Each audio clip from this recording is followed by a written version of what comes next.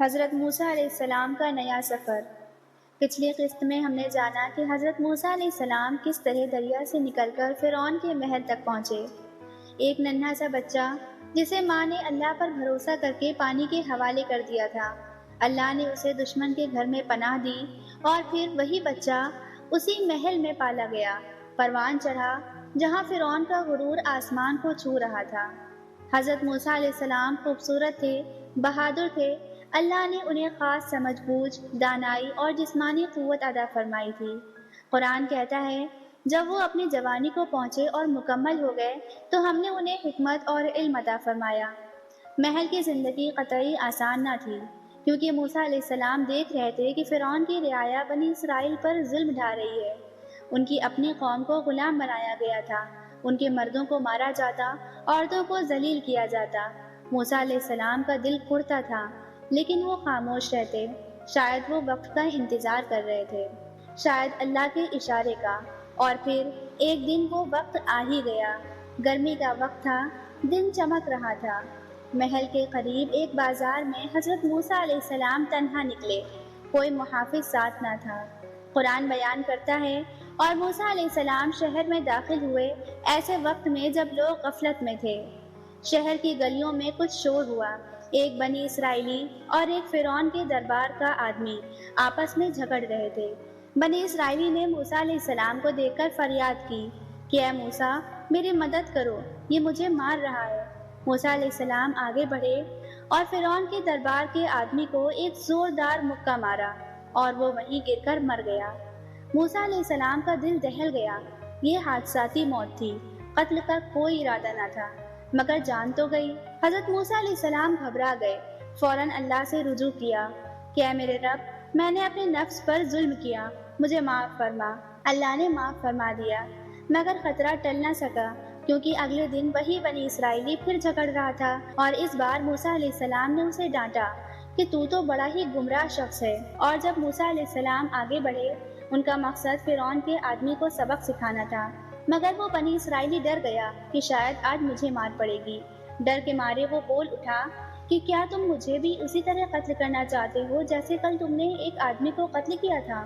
بس یہ بات سن کر آس پاس کے لوگوں کو معلوم ہو گیا کہ کل فرعون کے آدمی کو کس نے مارا تھا۔ راز فاش ہو گیا اور محل تک خبر جا پہنچی۔ فرعون غصے سے بھڑک اٹھا، قتل کا بدلہ قتل ہوگا۔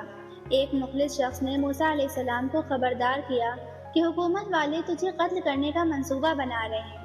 حضرت موسیٰ علیہ السلام نے مصر چھوڑنے کا فیصلہ کیا، بغیر کسی سامان، بغیر کسی ساتھی کے، بس اللہ کا نام لے کر نکل پڑے۔ قرآن کہتا ہے، وہ وہاں سے ڈرتے ڈرتے نکلے، ادھر ادھر دیکھتے ہوئے۔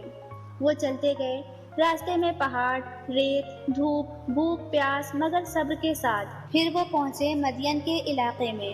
مدین میں ایک کنواں تھا، لوگ پانی بھر رہے تھے، اور ایک طرف دو لڑکیاں اپنے جانوروں کو روک کر کھڑی تھیں۔ موسیٰ علیہ السلام نے نرمی سے پوچھا کہ تم دونوں پیچھے کیوں کھڑی ہو؟ انہوں نے کہا، ہم پانی نہیں نکالتی جب تک بکریاں چرانے والے چلے نہ جائیں، اور ہمارے والد بوڑھے ہیں۔ حضرت موسیٰ علیہ السلام نے آگے بڑھ کر ان کے لیے پانی نکالا، پھر ایک درخت کے نیچے بیٹھ گئے، تھکے ہوئے، بھوکے، مگر اللہ سے امید لگائے۔ اے میرے رب، جو بھی بھلائی تو مجھے دے، میں اس کا محتاج ہوں۔ اور اللہ نے سن لیا۔ ان دو لڑکیوں میں سے ایک واپس آئی اور بولی کہ میرے والد آپ کو بلا رہے ہیں تاکہ آپ کی مدد کا بدلہ دیں۔ حضرت موسیٰ علیہ السلام حضرت شعیب علیہ السلام کے گھر جا پہنچے۔ قرآن کہتا ہے، پھر جب موسیٰ علیہ السلام ان کے پاس پہنچے اور اپنا سارا حال بیان کیا تو انہوں نے کہا، ڈرو نہیں، تم ظالم قوم سے بچ نکلے ہو۔ حضرت شعیب علیہ السلام نبی تھے، دانا تھے۔ انہوں نے موسیٰ علیہ السلام کی سچائی، ہمت اور ایمانداری کو پہچان لیا۔ انہیں اطمینان ہوا کہ یہ نوجوان کسی خوفناک مجرم کی طرح نہیں، بلکہ ایک سچے دل والے اللہ کے بندے کی طرح ہے۔ پھر حضرت شعیب علیہ السلام کی بیٹی نے مشورہ دیا کہ ابا جان، اسے ملازم رکھ لیجئے۔ بے شک بہتر آدمی جسے آپ ملازم رکھیں وہی ہے جو طاقتور اور امانت دار ہو۔ تب حضرت شعیب علیہ السلام نے ایک بڑی پیشکش کی کہ میں چاہتا ہوں کہ اپنی ان دو بیٹیوں میں سے ایک کا نکاح تم سے کر دوں، اس شرط پر کہ تم 8 سال میرے یہاں مزدوری کرو، اور اگر تم 10 سال پورے کرو تو یہ تمہاری طرف سے ہوگا۔ میں تم پر سختی نہیں کرنا چاہتا، انشاءاللہ تم مجھے نیک لوگوں میں پاؤ گے۔ حضرت موسیٰ علیہ السلام نے خوشی سے یہ پیشکش قبول کی۔ موسیٰ علیہ السلام نے کہا، یہ معاملہ میرے اور آپ کے درمیان طے ہو گیا۔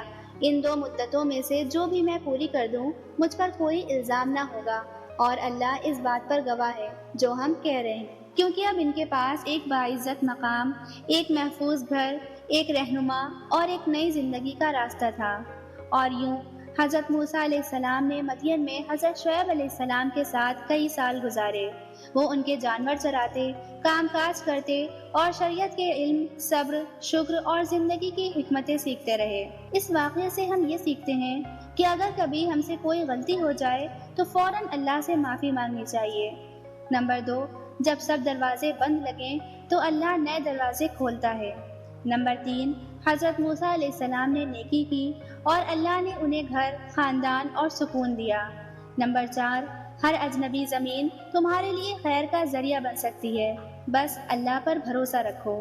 اگلی قسط، جلا ہوا درخت۔ وادی مقدس میں اللہ کی آواز۔ کیا تم نے کبھی سوچا ہے کہ آگ سے کوئی آواز آئے، وہ بھی اللہ کی آواز؟ ایک نبی کو ایک عام درخت کے پاس ایک غیر معمولی مشن دیا گیا تھا۔ حضرت موسیٰ علیہ السلام کو نبوت کیسے ملی، انہوں نے پہلی وحی کیسے سنی، اللہ نے ان سے کیا فرمایا اور فرعون کو واپس جا کر کیا پیغام دینا تھا۔ تیار ہو جائیے، روشنی کا یہ سفر اب وحی کی روشنی میں بدلنے والا ہے۔ تب تک کے لیے اللہ حافظ۔